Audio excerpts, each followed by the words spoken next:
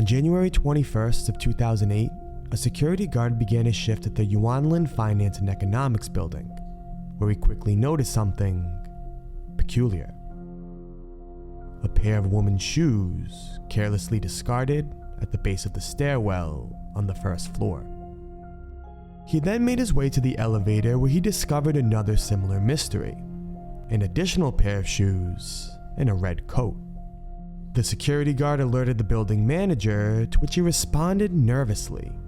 The news didn't surprise him, as he recalled an unnerving event from the night prior when a woman frantically stormed in with a very young girl. Although the building was mostly comprised of office spaces, there were a few residential units occupied by tenants.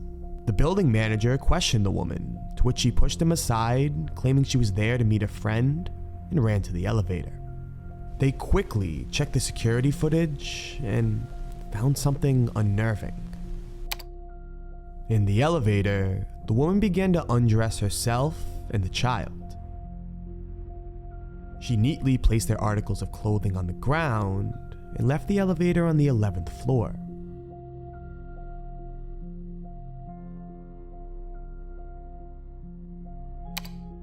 She began running down the hallway while holding the child, seemingly destined for the stairwell leading to the roof. It was after this that the two would leave the range of view from the security system, likely climbing the stairwell to the rooftop, where both the woman and child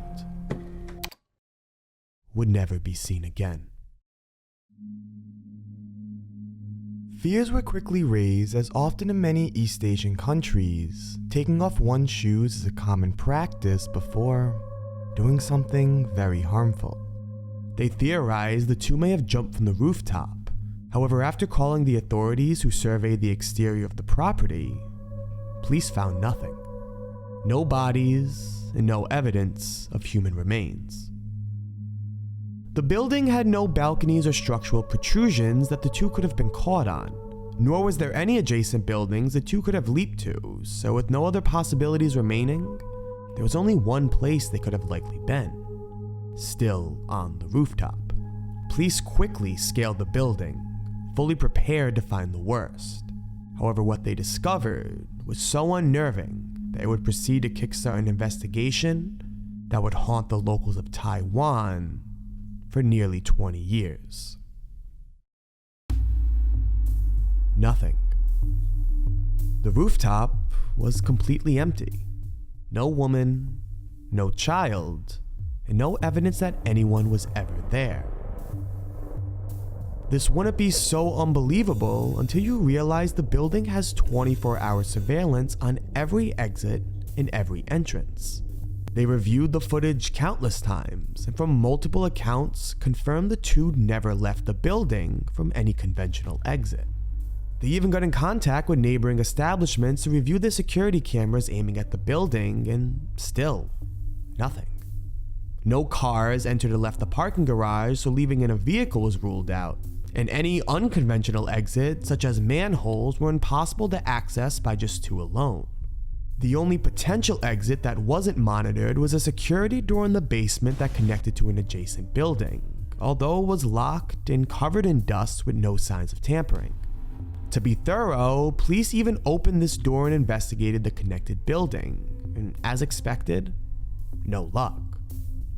As police continued to search, it became more and more clear the only logical explanation to the two's disappearance was that they never left. And with every corner of the building seemingly been searched, the question remained: where was this mysterious woman and the little girl?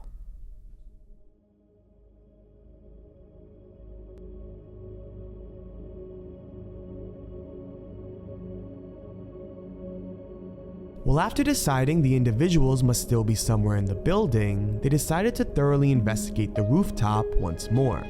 They surveyed the area, searched all the ventilation vents, the transformer box, communication tower, and even the water tank and drainage pipes.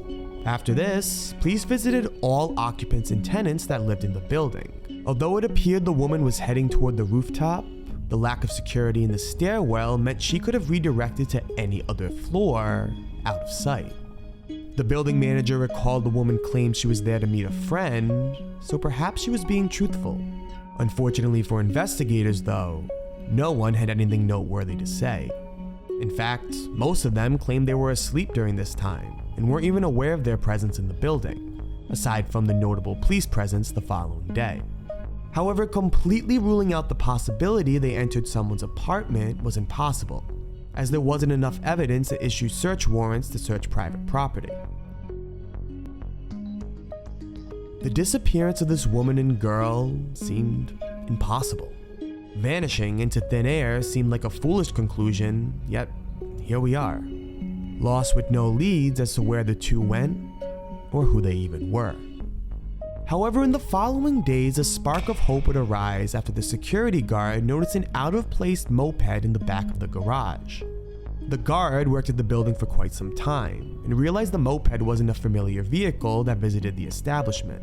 With no other leads and a note that the moped was carelessly left, he contacted the police who ran the plates on the bike and discovered the vehicle was registered to a 37-year-old woman named Leo Wei-jun, someone who was coincidentally reported missing, along with their 4-year-old daughter, on the same day these two entered the building.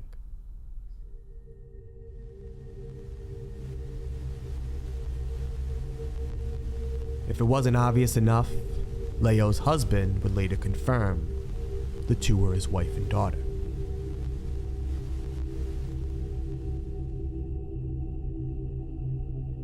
Although this doesn't answer any questions regarding their whereabouts, it does give investigators a potential lead as to why they visited the building and possibly suggest where the two may have gone. It was discovered that Leo was likely not as satisfied with her life as she could have been. Upon graduating high school, she had a promising career in hairdressing.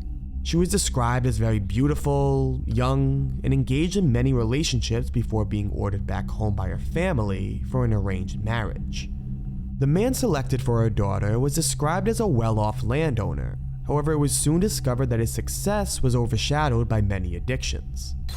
While Leo was giving up her dream of becoming a hairdresser in exchange for raising a family, her husband was discovered to be a violent alcoholic, who would often leave under the guise of going to work to instead go drink at the bar with his friends. This ultimately accumulated a very large debt that burdened the family and soon led to divorce, although they would later remarry as separation was very frowned upon in this community. The husband promised change, yet ultimately failed to deliver.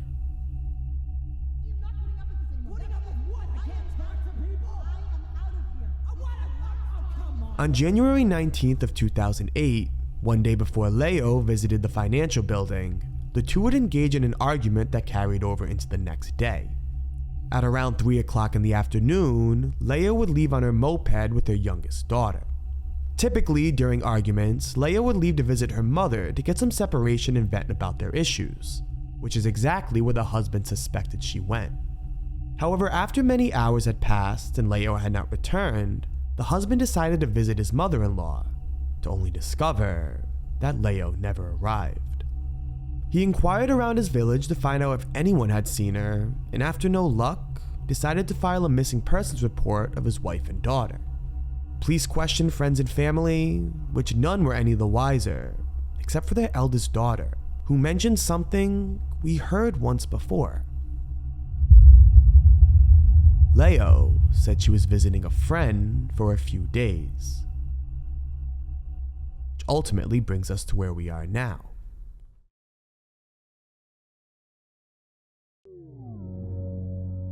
Identifying the two only made things more confusing.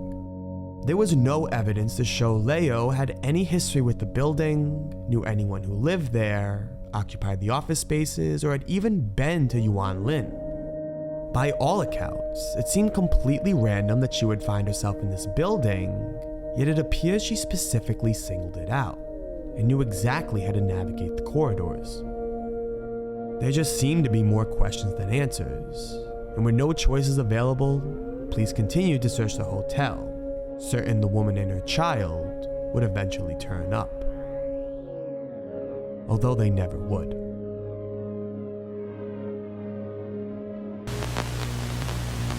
A surveillance video of a Canadian woman adds to the mystery around her death. The video captured Elisa Lam on the morning of February 1st, 8:30 a.m., the day she was supposed to check out of the Cecil Hotel. They say a body has been found on top of a hotel in downtown Los Angeles, the very same hotel where a Canadian tourist went missing last month.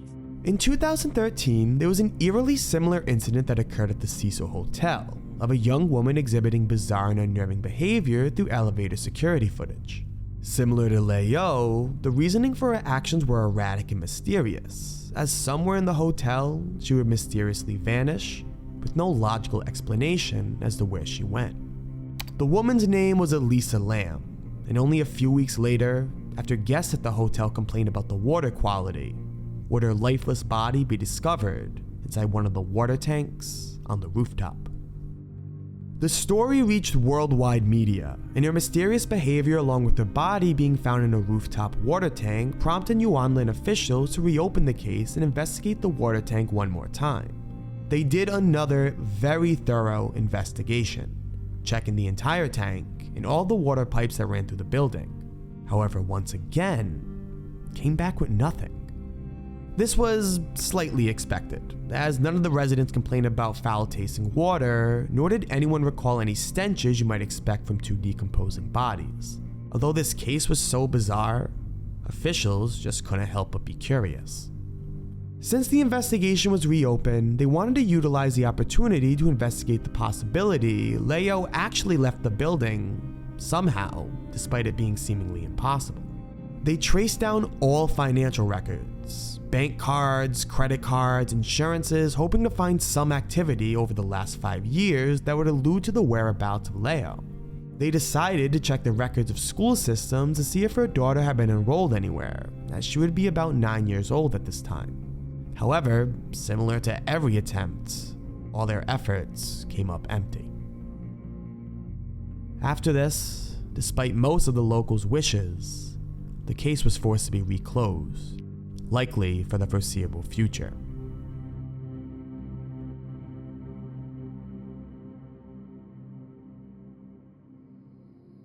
It seems impossible that Leo and her daughter left the building, yet it seems just as impossible that they're still there.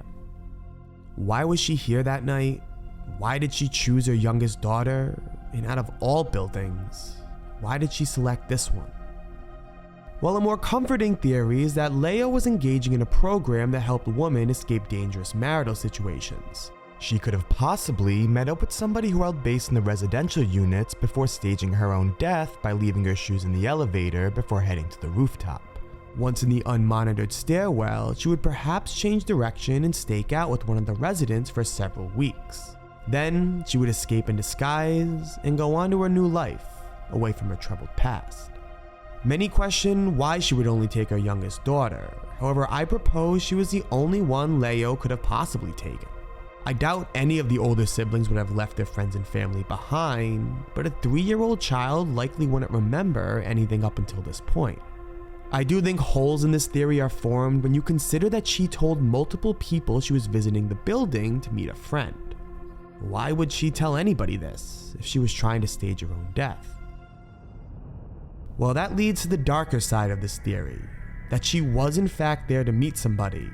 However, behind closed doors, something tragic happened. Perhaps the two were murdered, and their bodies were mutilated to fit in small luggage containers that was unsuspiciously escorted out of the building. I find this theory hard to believe as well, as it doesn't explain the mysterious behavior exhibited beforehand. Truly, the most logical explanation was she was there to take the life of herself and her child. However, with no bodies being found, there's only two possibilities that could possibly make sense.